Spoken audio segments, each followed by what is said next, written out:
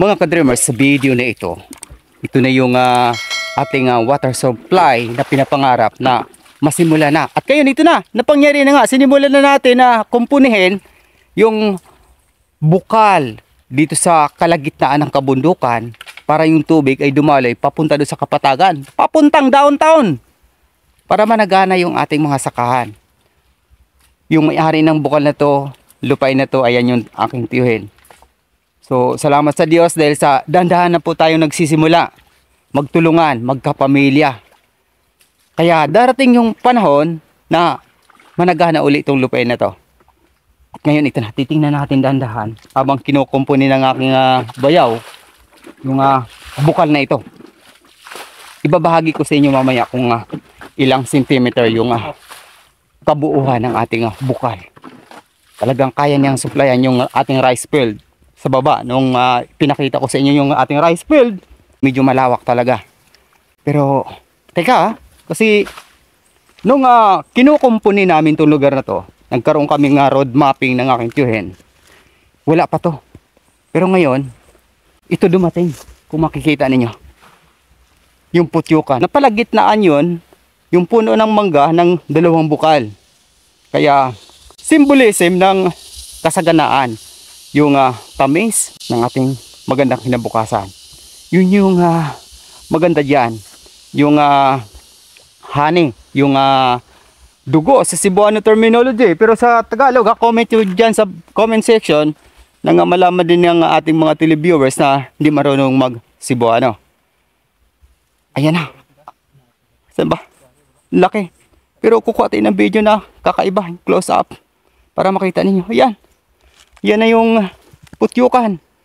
So kasing laki ng nego po yan, mga ka-dreamers. Halos 2 linggo na po yan. Nariyan na nanahan. God bless. Thank you Lord. Dahil sa napakagandang simulain po ito. Praise God. So ito na yung ating bukal, mga ka-dreamers. Kung mapapansin ninyo ay napakalakas. Ayan. Ganyang kalakas. So tinatayang nasa 8 inches po itong bukal na ito, mga ka-dreamers. So 24 cm. Tama ba? Comment nyo po dyan sa comment section kung tama yung ratio ko, conversion ng inches into centimeter. Dahil sa pabilog po yung ating bukal. Ayan, nilagyan na natin ng bato para sa susunod ay sisimulan na natin yung recrap. Recrap ba tawag noon? Oh, recrap. Bayo ko yung mamumuno rito kung paano to sisimentuhin, recrap, then padaluyin natin yung tubig papunta doon sa dakong kapatagan, malawak na kapatagan. Ayan, praise God.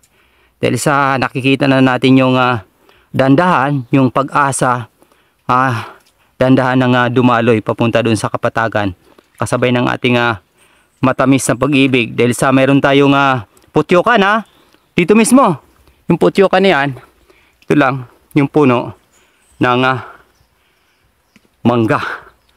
Yan yung puno ng mangga. So ito na, mga ka-dreamers, yung pinapangarap natin na bukal na magkakaroon tayo ng sapat na water supply papunta doon sa ating munting sakahan sa dakong kapatagan. Sa ilalim ng niyugan, malapit lang yung ilog, pero kailangan natin yung fresh water mula dito sa gitna ng kabundukan. Sariwang sariwa, manamis-namis yung tubig dito. Walang bayad, libre. Buhat sa Diyos. Biyaya at pagpapala sa atin dito sa ibabang lupa ay para ng sa langit. Ayan, tulong-tulong kami kasama yung aking tiyuhin. Pati yung aking mga pinsan. Kahapon, ito yung pinagtulungan namin, hakutin. Pati yung mga bato. Ayan, tulong-tulong. So yung pagkakaisa, dandahan na pong nananahan at dumaloy sa aming angkan hanggang sa mga salinlahe. Kaya kung baguhan ka pa sa aking YouTube channel, Dreams Visions TV, maaari niyo po akong tulungan sa pamamagitan ng inyong pag-follow at pag-subscribe. At sa hinaharap sa aking mga pangitaing panaginip ayon sa Biblia, mga tanda at kababalaghan bago ang dakilang araw ng Panginoong Hesukristo. Hanggang sa muli.